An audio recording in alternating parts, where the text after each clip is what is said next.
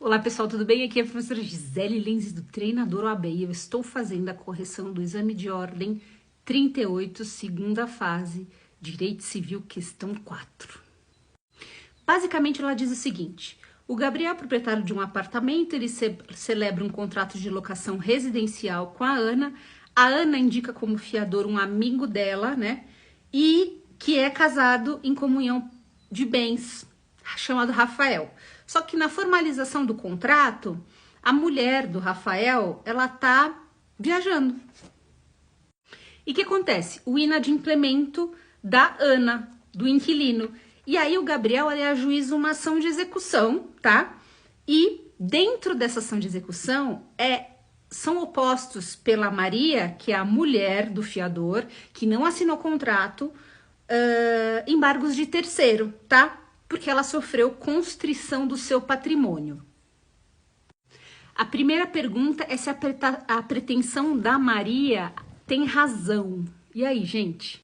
E aí, se a gente raciocinar, a gente precisa pensar que na outorga uxória, vocês lembram da outorga uxória? Mas a gente precisa ponderar o seguinte também, porque a constrição de bens, nessa constrição de bens que eram de quem, né? Do Rafael e da Maria. Como é que é feita essa divisão? Isso é uma lebre que salta aos olhos. Mas a palavra-chave que a gente vai procurar no Vademecum é fiança. E a gente acha a fiança com muita facilidade. E um dos pontos que a gente acha aqui é prestada por um dos cônjuges, artigo 1647, 3, que é exatamente o gabarito da OAB. E ele diz, ressalvado, piriri pororó, nenhum dos cônjuges sem autorização do outro, exceto na separação absoluta, pode prestar fiança ou aval. E lá no vide, ele remete ao artigo 332, que também está aqui no gabarito, tá bom? Então, tem a questão aí de nulidade, anulabilidade, mas se chega no mesmo ponto, tá? Eu não vou aprofundar aqui essa questão, nem ler a súmula, mas nós chegamos só com o Vademecum no gabarito da OAB. Vamos à letra B.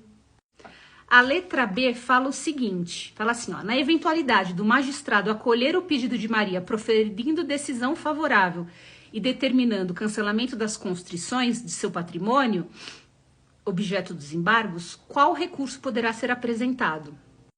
Então, qual é o raciocínio? A Maria estava fora dessa ação de execução, tá? Ela não fazia parte da ação de execução. Então, ela entrou, então embargou, terceiro, embargando. E aí a questão é raciocinar. Será que essa decisão que está sendo falada no problema é a decisão de embargos de terceiro? E mais uma, essa decisão de embargos de terceiro é sentença ou não? É uma decisão interlocutória?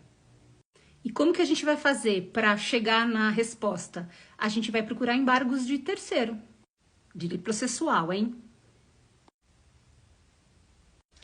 E eu acho com muita facilidade os embargos de terceiro. E ele me remete aos 674 e seguintes, tá?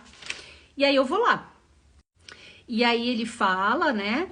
Exatamente as mesmas palavras, quem não sendo parte no processo sofrer constrição, no 674. A gente continua lendo, o 675 fala que pode ser opostos a qualquer tempo, inclusive em execução, que é o nosso caso, né? Fala no 676 que ele é distribuído por dependência e no 677 ele fala na petição inicial. Na petição inicial. 678 fala da decisão, né? E aí o que se tem, né? Qual a justificativa aqui? Que essa decisão tem caráter de sentença.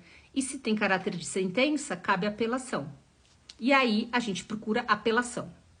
Eu posso achar apelação tanto na palavra-chave apelação, como também na palavra-chave recurso, tá? E aí eu chego no 1009, gabarito da OAB. Bom, pessoal, terminada aqui a questão 4, eu gostaria de saber como que vocês foram, se vocês encontraram, como que é o domínio do Vademecum para vocês, qual a sua opinião. Espero que todos tenham ido muito bem.